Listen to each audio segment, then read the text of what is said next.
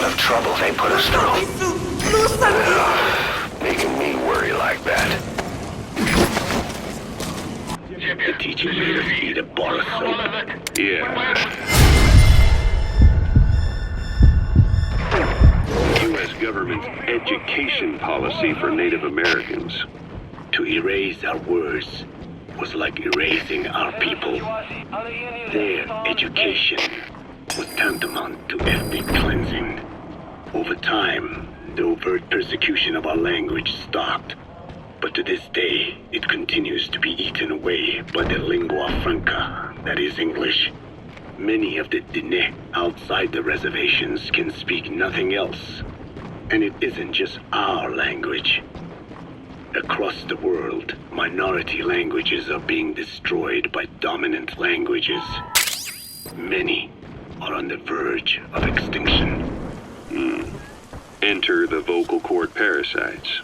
Yes, I began thinking that minority languages needed some sort of deterrent against dominant languages. In order that their peoples and cultures would survive. It was then that I came across literature. Boss, about the kids. It appears there's a movement among them to organize against us. I can think of only one person who'd be behind that. I'll continue to look into it. Reproduction. If I could just resurrect it, make it more pathogenic, I would have my deterrent against English. But I failed to hide that aim from Skullface. He noticed. Yes, I wanted to retaliate against the English language. Though never did I intend to actually use it as he planned. You know how the story ends. I was forced to study how to make the parasites compatible with all the world's languages. All but English. However, he in fact secretly isolated an English strain. I will not be held prisoner by the man's phantom. Good. The English strain must not be allowed to exist either. Welcome back, boss. Oh, Snake.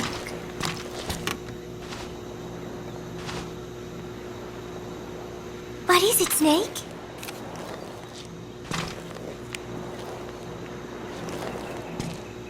Chico, I wonder what he thinks of me. I have not seen him lately. Maybe he is angry. There is something I am hiding from Chico. Or I thought there was. It was. And then I... No, that is not right. But I am an angel of peace. I am a student. My head, it hurts.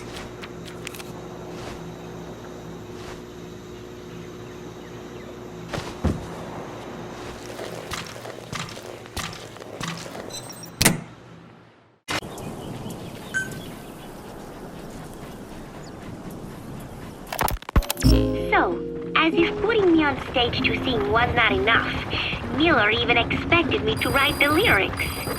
He even said he had thought of the title already. Love Deterrence. As if he had done the hard part. Deterrence. Love deterrence. Deterrence is when nuclear weapons prevent war, right? I do not see how love fits in. But it was too late to complain, so I just sat and listened to the tape of Miller's backing guitar and the professor's melody over and over again. I guess the melody is more Professor Galvez's creation than Miller's, but on the whole, I think it is actually a good song. First, it goes for your heart with a sorrowful opening, but then you feel revitalized as the song goes on. Miller grew up in post-war Japan. Maybe that is why the song has that kind of balance. Long ago, I heard some Japanese music called enka, I think. It sounded this way. But I wonder why it has to sound sad in the first place. Miller called it love deterrence. Doesn't that mean he had a love song in mind? All I see of Miller and women is the way he fools around with a lot of them at once. But maybe he has had his heart broken too. And what about me? I found myself thinking about Chico and Snake as well. I know Chico has a crush on me, so naturally he should come to mind. But why Snake? He saved me, and I feel indebted to him. But I thought that was all he meant to me. Why does my heart flutter when I think of him? It is embarrassing to be unable to control these emotions. There has to be a way to suppress it, to forget it. But maybe that is what love deterrence is. With that thought in mind, I went to my desk and began to write and write. Just 3 days left until Peace Day.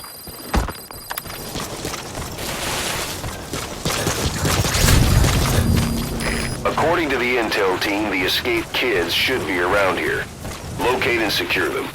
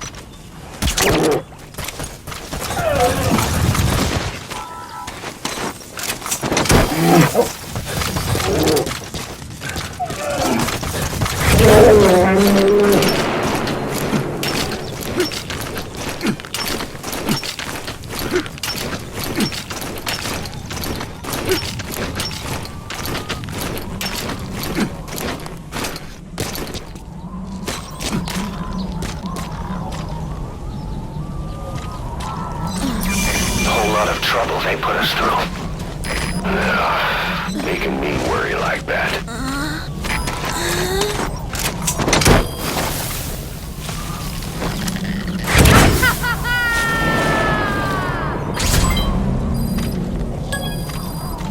Okay, subject is in. Hewitt's dug up some interesting facts about our skull-faced friend. 9 years ago, he was exiled to South Africa, stripped of political power. The upshot's that he ceased being a serious threat, in Cypher's eyes anyway. They eased up on surveillance, giving him an opening to establish his own military unit, one that answered to his will alone. Those men likely had no idea their orders were coming from Skullface. They probably didn't even know the organization was a part of Cypher at all. Anyway, it was in South Africa where he found renewed interest in parasites. And when he discovered the vocal cord parasites, he began to make his plan. Wipe the English language out of existence. Free the world, not by taking men's lives, but by taking their tongues. In his eyes, the greatest... According to the intel team, the escaped kids should be around here. Locate and secure them. Free the world, not by taking men's lives, but by taking their tongues. In his eyes, the greatest symbiotic parasite the world's ever known isn't microbial. It's linguistic. Words are what keeps civilization, our world, alive. There was something Skullface said. America is made up of many peoples, but those peoples never mix. Quite so. One nation, home to hundreds of different ethnic groups, many of whom stick to their respective living areas, little colonies, not interacting with other groups, going out of their way to avoid one another, their land, organizations, relationships. Thus, the United States of America is no melting pot. It is more of a salad bowl. It is not made up from one people, but for its minorities to function in society, a common ground is needed. Language. Even if the country is not one. No, because it's not one, a lingua franca is necessary. English. American hegemonism was born from the illusion that English could unite diverse ethnicities. In taking in people from around the globe, America became a microcosm of it. Now the boundaries between it and the rest of the world have become blurred.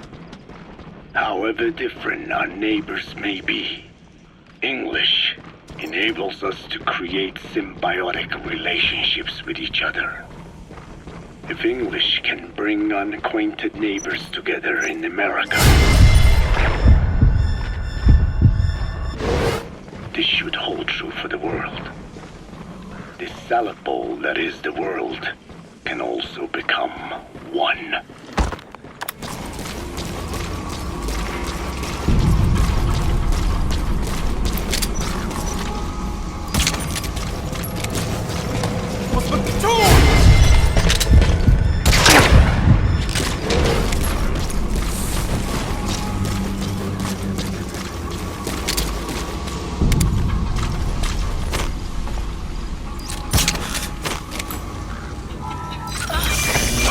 Trouble they put us through.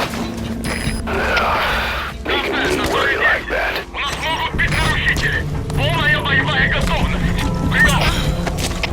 Это КП, понял. Смотрите в оба. Конец связи.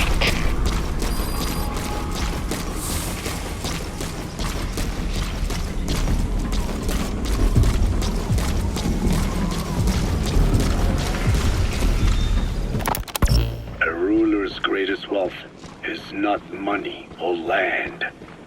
It is the number of individuals under his control.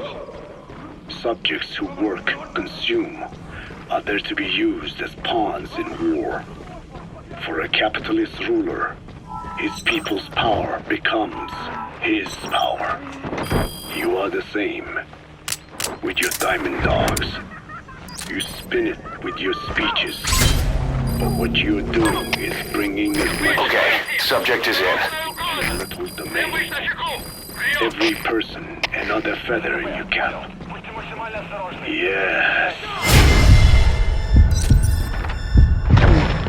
Since ancient times, every civilization's ruler has had the same.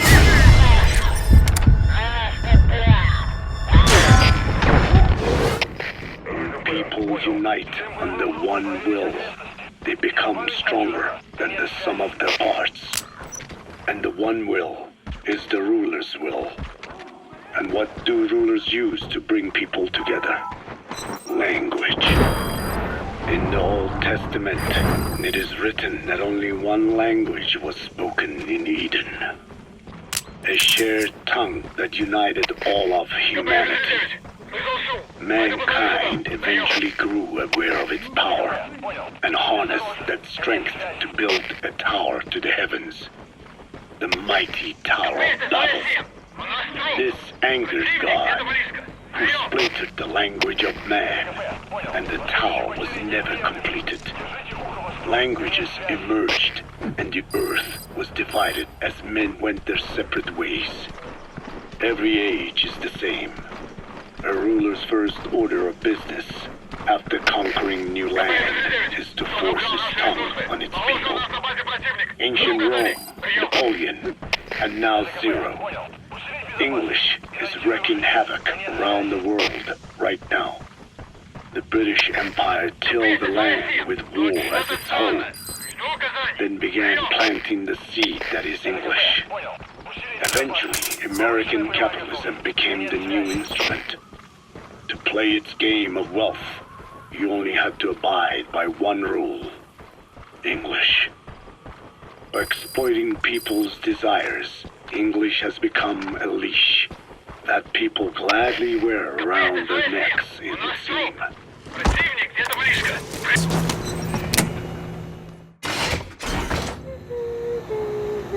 Oh, Snake!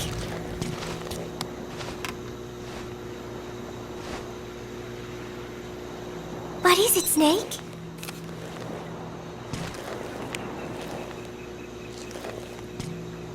Football. I joined in. And there's Huey refereeing. He said, we have forsaken our countries and become one with the earth. It is good being here together with everyone, you know? it was. And then No, that is not right. But I am an angel of peace. I am a student. I'm sorry, Snake. My head hurts. Could you let me rest?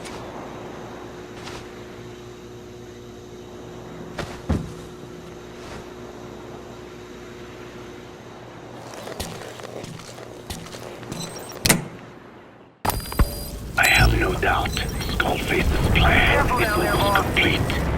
At that point, I will no longer be of use to him. I must leave behind this record at least. A record of how the ancient vocal cord parasites became these abominable ethnic cleansing parasites. I believe he has two purposes for the ethnic cleansing parasites. The first, as their name suggests, is ethnic cleansing. This conflict between East and West that envelops the world will not last much longer. Once the Cold War ends, and the weight of America and the Soviet Union is lifted away, the ethnic conflicts they kept suppressed will all rise to the surface. It is not difficult to imagine that the radical sides will begin cleansing their adversaries. But what if an ethnic cleansing parasite matching the language of the aggressors were to be unleashed? The aggressors would be washed off the earth. At the very least, the idea that retaliation could eradicate your people would prove a powerful deterrent. The second purpose is the Englishization of the world. To cipher the organization, this is probably their main use. Man thinks in words.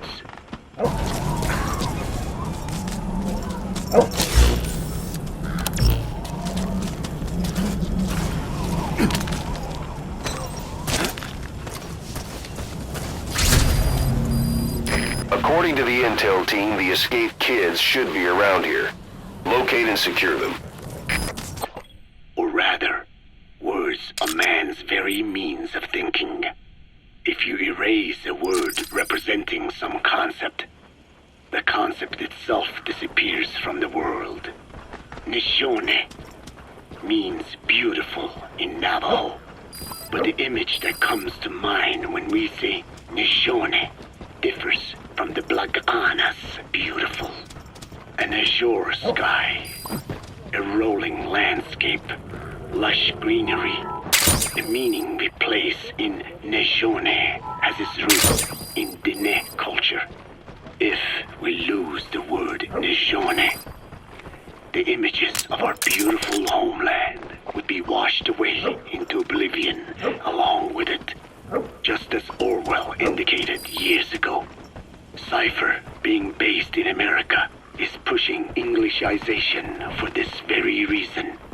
Suppose all 5 billion people on this planet come to read, speak, and think in English.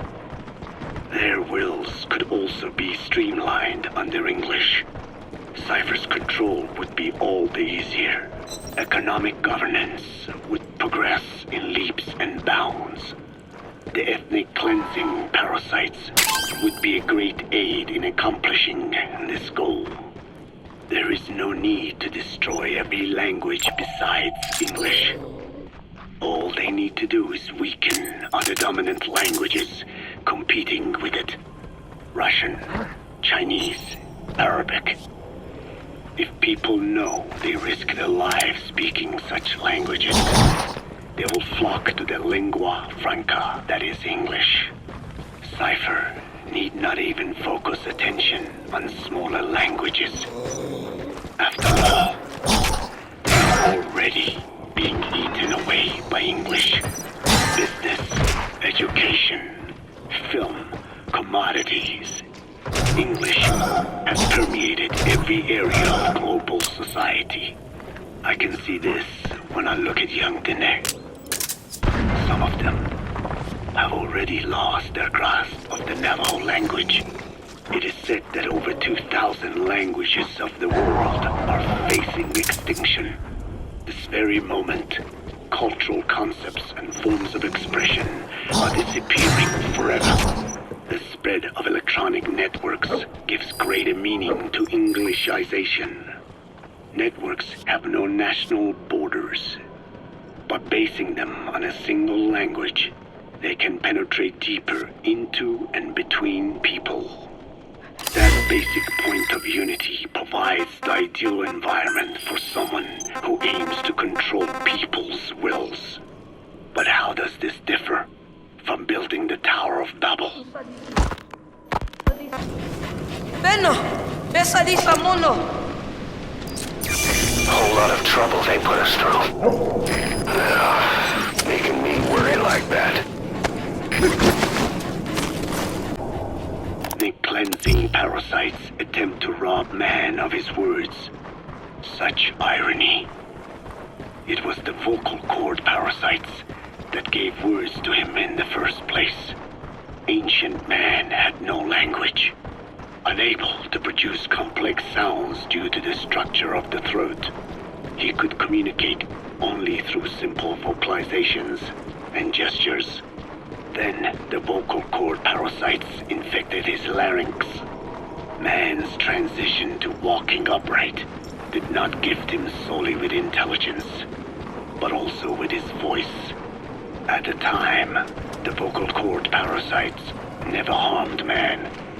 They merely took a small measure of nourishment. In fact, you could call it a symbiotic relationship. Some animal species use particular vocalization patterns to attract a female and reproduce. Songbirds, certain insects, and also the vocal cord parasites. The difference is that the parasites themselves did not produce sounds. Rather, they had their hosts, man, do it for them. Once secure on the human host vocal cords, a male vocal cord parasite caused the host to produce a certain sound pattern. Roger. Like a warble of a bird. Meanwhile, females parasitizing other host pharynxes need only wait. Upon hearing the sound pattern of an attractive mate, they would manipulate their hosts into making contact with the person it came from. The female traveled through his host's saliva to the other host's vocal cords, where the male was waiting and the pair copulated. We can only imagine how the female manipulated his host, but it was probably through smell. Smells traveled directly to the limbic system via the olfactory cilia in the nasal cavity. Volatile compounds released by the female would stimulate the limbic system, which controls instincts, making the host feel amorous. This kind of sexual selection. Boss, I have a quick report for you here. We've discovered a radiation leak in the laboratory on the quarantine platform. It's coming from testing equipment we installed the other day. Members of the medical team have been conducting research there, but we'll evacuate them all from the research block to the containment block next to it. Emmerich. There's no need to worry. No radioactive material is leaked, so the contamination won't spread. We just need to seal off the testing equipment. I've dispatched the security team to get the researchers out. I'll keep you updated. Naturally led to competition between the male parasites. Males that had their hosts produce sounds perceived by females as more attractive succeeded in copulating and producing offspring. Evolutionary traits caused by sexual selection are curious. The peacock's feathers, the mannequin's dance, the firefly's luminescence pattern. Even with courtship behaviors that are not advantageous to survival, those individuals that excel in them produce offspring, and it escalates with each generation. The same was true of the vocal cord parasites. Courtship vocalization rhythms and intonations became more sophisticated, And in order for man to produce such sounds, they had to alter his vocal organs. By lowering the position of the larynx and developing resonating chambers, they enabled more complex pronunciations. But that was not all. The vocal cord parasites activated a transcription factor that would later control man's language ability. A protein that, due to its appearance, is called forkhead box protein P2, or FOXP2. Activating this transcription factor led to the development of brain function capable of creating sophisticated frequency changes.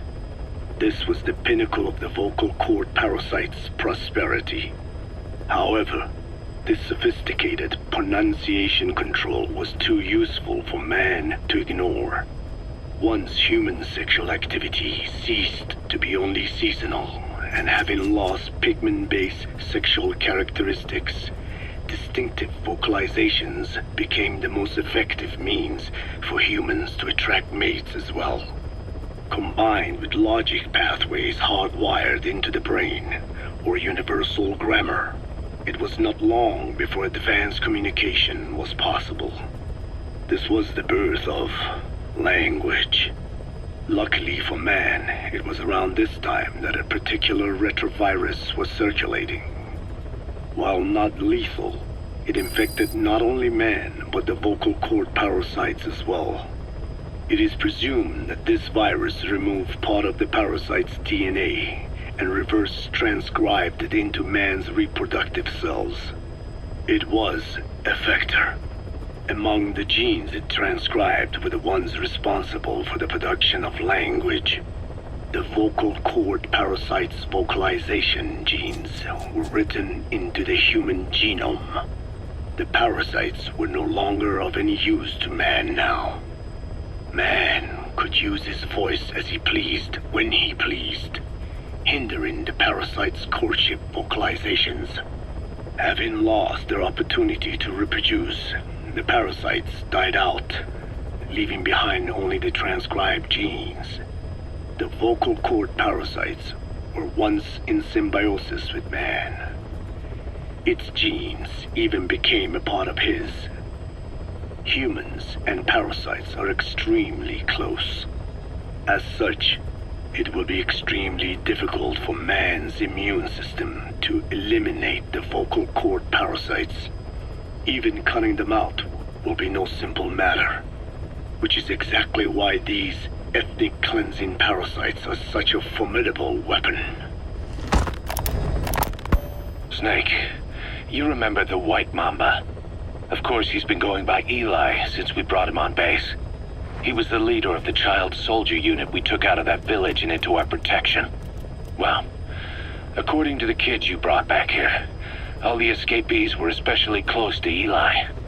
There's reason to suspect he's behind all 6 escapes. We've already detained him. I'll be questioning him shortly. Wait. You'll be? Ocelot. You're incapable of taking an impartial stance with those kids. Question them all you want. It'll get you nowhere. Ocelot, you get too many kicks from your art of interrogation. It's not a matter of art. It's about quick, minimal strokes of psychological warfare. That's what gets the answers.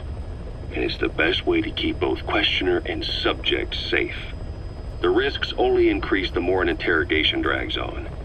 At that point, it causes as much pain to the inflictor as the inflicted. Like I said, too many kicks. What I'm trying to tell you is we need quick results. Otherwise, it'll be too little, too late. I know that. And besides, I know the subject. I won't go overboard with a kid. Forget it. You're not needed. Snake, we'll want to question the other kids too. Be sure to bring them all back. Snake, about the escaped children. Eli confessed. The way he tells it, they wanted to go back to the battlefield. Don't rob them of their freedom, he said. If you bring them all back, there will be consequences. Next, he'll be asking for our surrender. Consequences? What consequences? No idea. That's all I have for now. You're too attached to those kids. Stop protecting Eli. Listen to yourself. Let me question him, and we'll get some real answers. Not necessary. I'll report as and when. Boss, we found weapons in the children's section of the living quarters. As you know, weapons are strictly off limits. We've got some rule breakers. The weapons we found were handmade. Blades ground out of knives and forks, a couple of bow guns built out of scrap, and explosives made using detergents. And get this, the explosives were tightly packed with nails. The kids put the blame on, you guessed it, Eli. I guess that's what he meant by consequences. I questioned him about it, but this time he claimed they want to be put out on missions. Send us to the battlefield, he says. Miller, enough is enough. You've protected him too much already. It's my turn to question him. Protected? What Eli's doing is issuing a threat. Comply with my demands or I'll respond with force. But it'll be war at this rate. Forks and soap aren't gonna kill us, but some of them will end up dead. Is that what you want? Now, I hate to say it, but they want to be on the battlefield. It's time you gave up this fantasy. Eli, he said they'd rise up against us if we bring the last kid back. There, you see? Ignore his demands. Don't let him return to quarters. That attitude is contagious. We lose control over them for good. For the time being, we've confiscated those handmade weapons. We're bumping up security and the number of psychiatric counselors. As for Eli, he needs some very special care. You mean solitary? Well, we can't leave him in contact with the other kids. If you won't do it, I will. Boss, keep working on extracting those kids. The kids you brought back to base have laid out the situation. They all escaped to each of their home villages, or were trying to get home, and lost their way. Not that homesickness is gonna explain everything we've seen. Each of their home villages? They were trying to raise troops for the rebellion. You really think these kids have an armed uprising in them?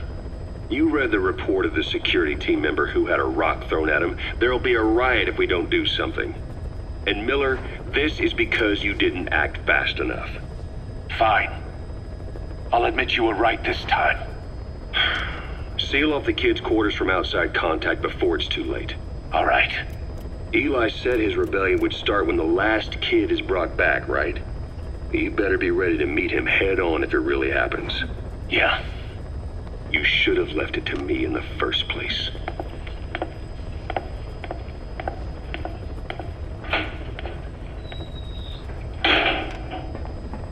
Boss, they're just kids.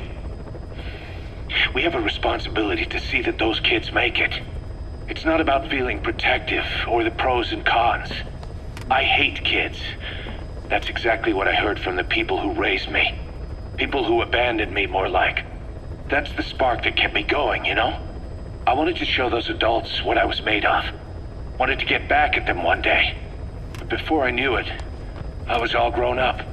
Never saw it coming. All of a sudden, people treated me as an adult. Some adult I turned out to be. But I feel like if my life had been different, if the adults I knew had been different, I could have grown up better. Yeah, that's it, all right. I wanted to use those kids to test that theory. That's all this was. From their point of view, I'm no different from the assholes who gave me a hard time. When this is all blown over, I'll talk it out with them. If that's still possible. Boss, there are still kids out there. Bring them back safe. Boss, it's me. Eli's revealed what he wants. He wants to speak with you. With Big Boss. He just said, bring my father here. Eli's too smart for his own good. No way to tell what he's thinking. All we know for sure is his men are important to him. That means we can use the escaped kids as leverage in any negotiation. Once you've brought the last one back, I'll interrogate him. If the kids do rise up, we'll meet them full force. End of story. I didn't want things to turn out like this. We could have prevented it, but it's too late now. If Eli means to take this all the way, he's gonna force us to do the same. Boss, go get that last kid. Boss, we need you to get back a film canister one of our informants hid in the field. He was working under my orders to investigate the extraordinaries that showed up in Cyprus. The man on fire and the floating boy that keeps showing up where they're not welcome. Apparently they were the subjects of some top-secret research conducted by the Kremlin. Unfortunately, that meant our informant drew the attention of the KGB's Directorate S, and they took him out before we could make contact. The good news is he placed a report in a film canister and hid it somewhere in Spookmake Keep. Just before he died, he transmitted VI of the hiding place to us, but the data was cut off partway through. The image is far from clear, but it might provide the clue you need. We'll be analyzing the data further to try to clear it up, but for now, get to Spookmake Keep. The KGB have already dispatched a Spetsnaz squad to retrieve that film canister and cover the whole thing up. Boss, there's no time to waste. Head to Spookmake Keep and use the VI as a clue to find and retrieve that target. Why was Sahelanthropus mobile? How are the man on fire and that kid connected to Skullface's plan? If we can just get that report, we can blow it all wide open. Then we can shake off the last remnants of Skullface and the phantoms he left behind.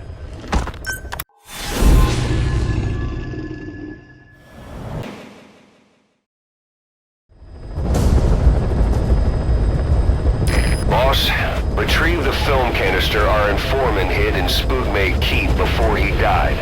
It contains vital information on Skullface's plan. For now, our only clue is the garbled photograph the informant tried to send us before the end. We're working on analyzing the data, but there's no time to wait. A KGB Spetsnaz squad is after the target as well. Boss, go to Spookmake Keep and use the VI to lead you to where the film canister is hidden. It is paramount you retrieve the target before the enemy does. We're working on analyzing the data, but there's no time to wait.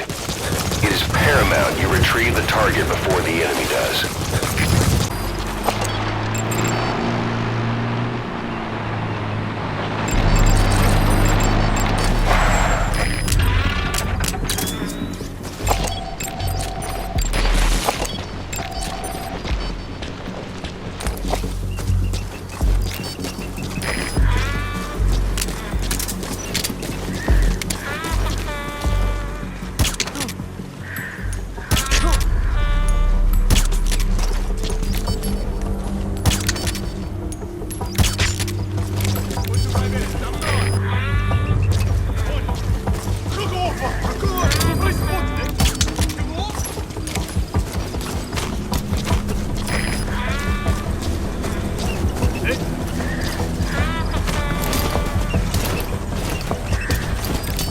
Fire!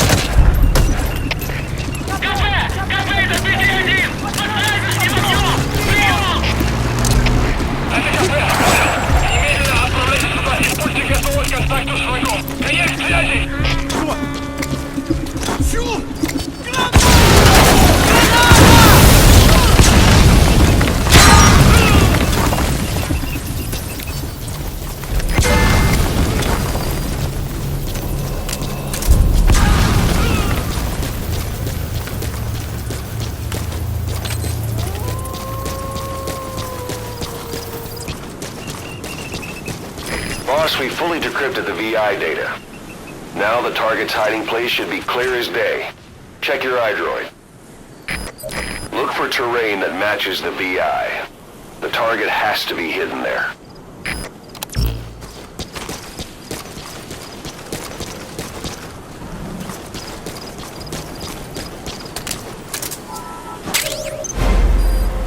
You've completed your objective. Now get out of the hot zone.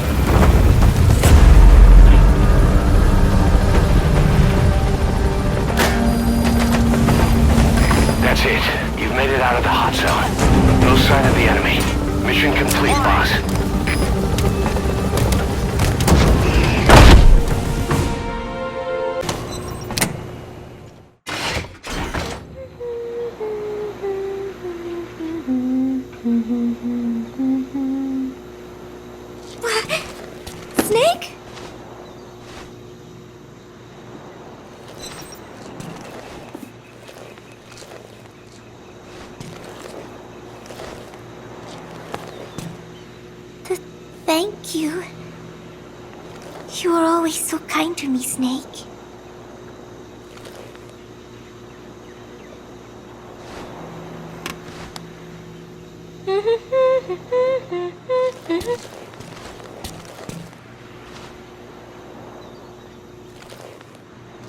You will come back, right?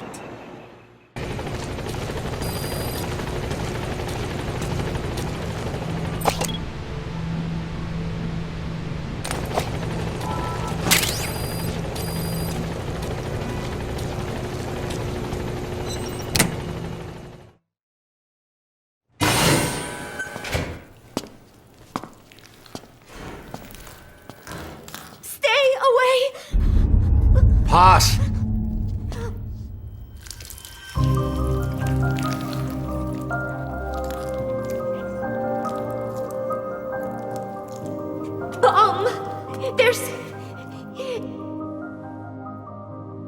There's another!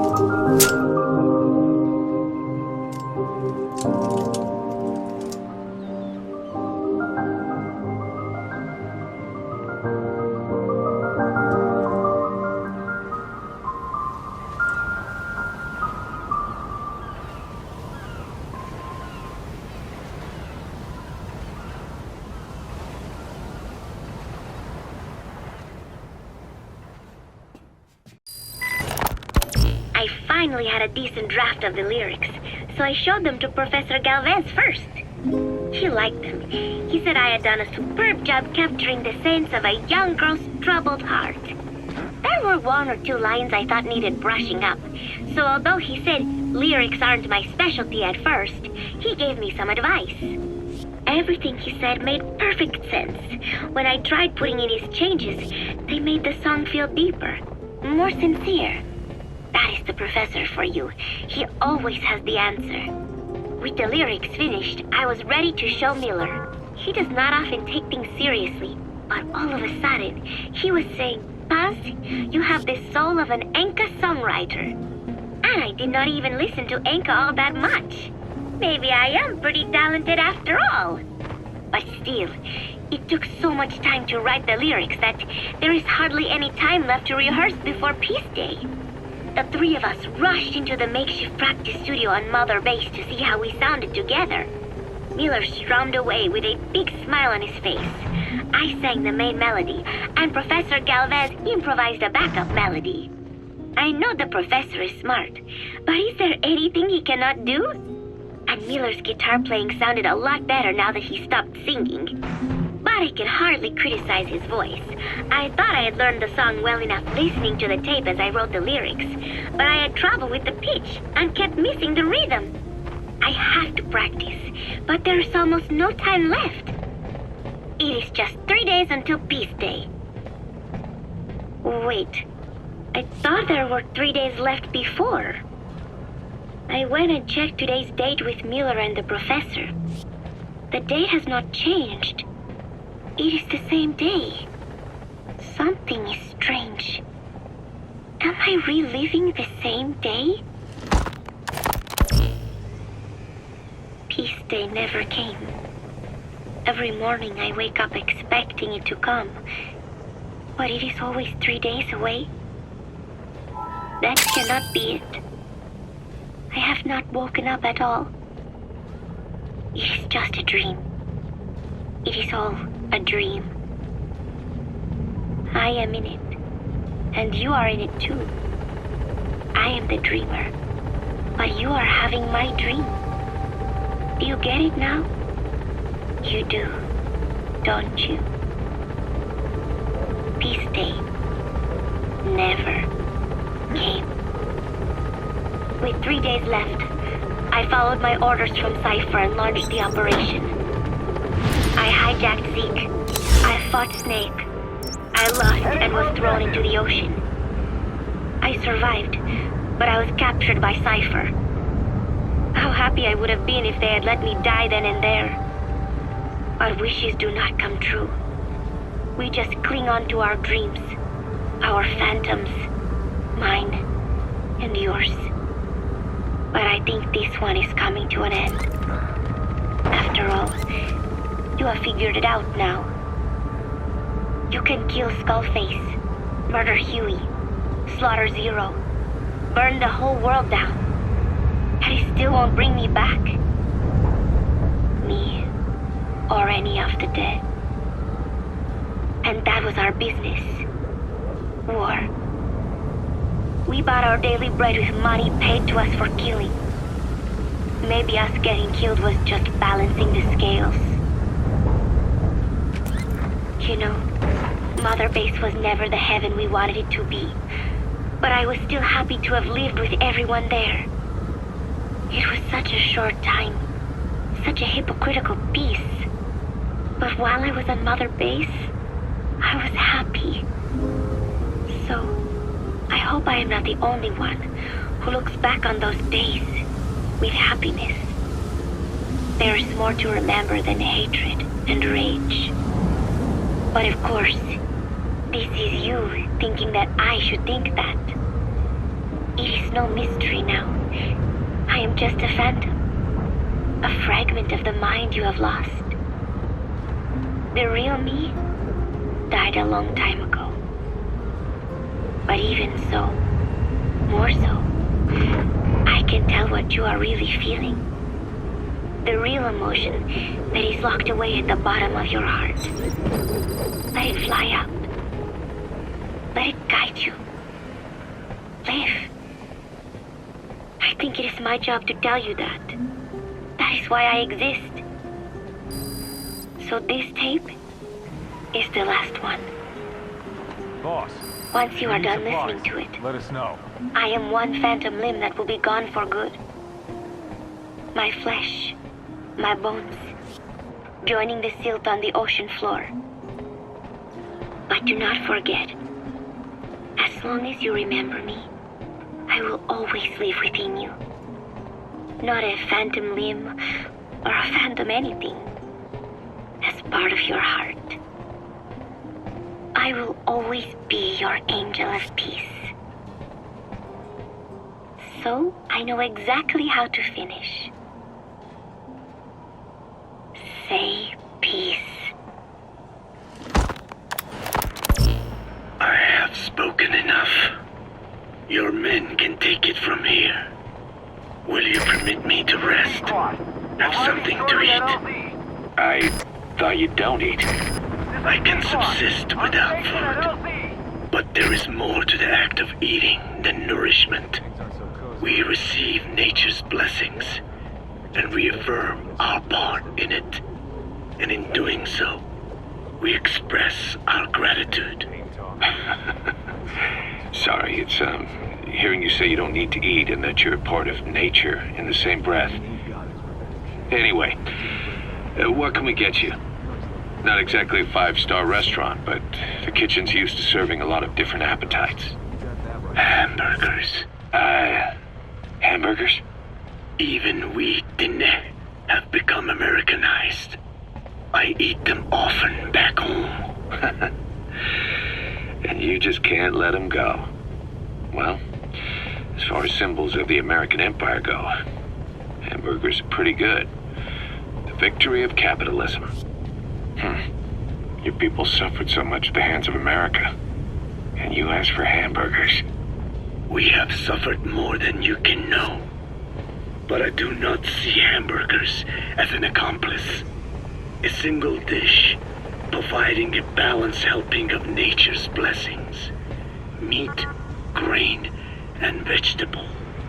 How could anyone hate such a magnificent thing? Says the guy who can survive on photosynthesis. Balance has nothing to do with it. You just like a good burger. That is also true. Be warned, though. I have very high standards. Don't worry. I do too. All right then. One good old-fashioned all-American icon coming up. I look forward to it. I hope you brought a better hamburger this time, Kazuhira. Right. Well, the last one was lacking in every way. The patty was too thin, the bun too dry, and the lettuce days old at best. Hey, that was 100% all-beef patty, and no shortening in the bun either. Nature's blessings, unadulterated, in hamburger form. Is that it? But when taste falls short, so does our gratitude to nature. Making such precious blessings unpalatable is sacrilege. I hate to admit it, but I think you're right. I should have known better than to settle for second best. That's why I had him run some more R&D, develop a new burger. In fact, one of our researchers just dropped by with the latest results. Here it is. See how you like this? We shall see indeed.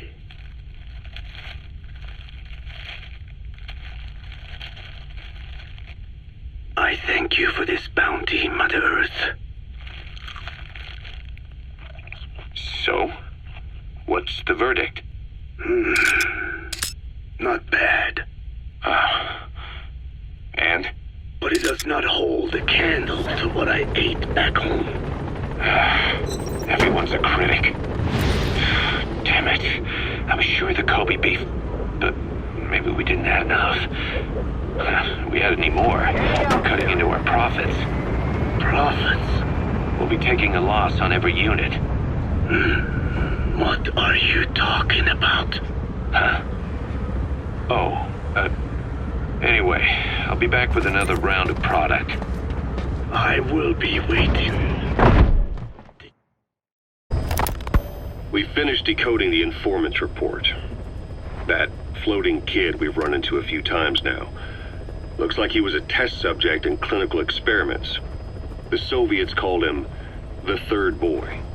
The Third Boy was brought to a lab on the outskirts of Moscow from Czechoslovakia, after which he was due to be sent to a research center in Leningrad, then Siberia, and finally an academic town in Novosibirsk.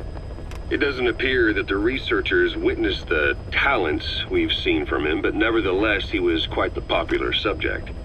His latent cognitive abilities suddenly awoke en route to Moscow. According to the report, the Third Boy was easily influenced by other individuals' biofields. Evil thoughts, in particular. They affected his mind like a virus. Extreme anger or resentment, motives for revenge, in other words. Now, during the transport flight to Moscow, the boy was exposed to a powerful mental energy field coming from a certain individual. Ever since, being conscious of his powers, he's become a sort of energy generator. What's unique about him is the way his acute telepathic abilities get taken over by another person's will. The boy began to physically parasitize individuals experiencing extreme anger and codify the host's desires. This includes amplifying the host's natural strengths. Or, in accordance with the host's desires, he can also implant program code in another individual, making them a puppet, essentially. Human neural synapses transmit weak electrical currents between neurons. These electrical currents, though at a level difficult to observe, warp the magnetic field outside the body. The third boy is able to pick up these weak fluctuations. Contrary to psychotronics, which involves controlling the human mind, his abilities as a receptor are too high. The emotions he picks up from another individual are amplified and unleashed into his body as they recur in his brain. They turn into microwaves, which then affect the physical world, triggering paranormal phenomena like the spontaneous combustion of organic matter or psychokinesis, moving an object without touching it. There's one other thing. While he's parasitizing a host, the boy's ego gets shut away, allowing the will of the host to take control of his powers, like some annoying static drowning out your own voice. That means he isn't responsible for what's been happening. Somebody's extreme anger has manifested through the third boy's powers in ways none of us could have predicted, which would mean this was going on somewhere around us. Looking back on it, a lot of things make sense now. The man on fire, Sahelanthropus, they both came to life thanks to the third boy's powers. Everything has been happening through him as a catalyst. We first saw him in the hospital on Cyprus. The boy parasitizing the man on fire's desire for revenge gave him his new abilities in return. He next appeared at the Hamid Fighters Fort where the honeybee was hidden. There, the boy parasitized Skullface's vengeful mind. He controlled Sahelanthropus, making it do whatever Skullface wanted. Same goes for when we extracted Emmerich onto the chopper. When he appeared at the Devil's House in Central Africa, Skullface's will controlled the man on fire via the third boy's powers. Everything is clear up to this point. But even the informant couldn't pinpoint who the host was in the cave within Serac power plant. Sahelanthropus suddenly became active, then crushed not only the man on fire, but Skullface as well. Surely neither of them could have been the host. Who else was at that location and bore anger more extreme than either of them?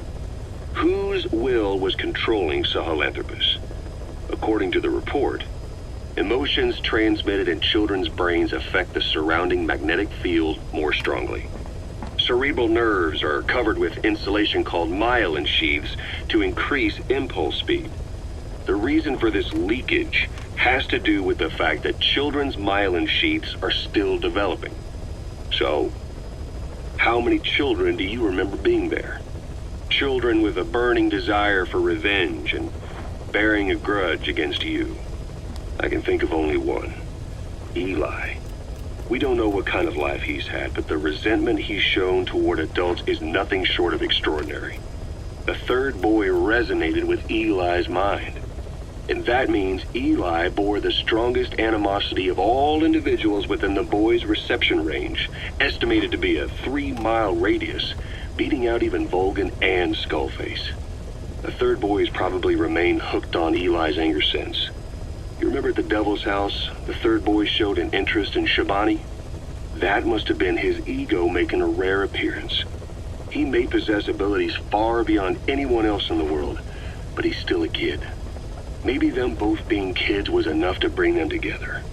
And if so, maybe with Eli, he isn't feeding off him, but acting in symbiosis with him.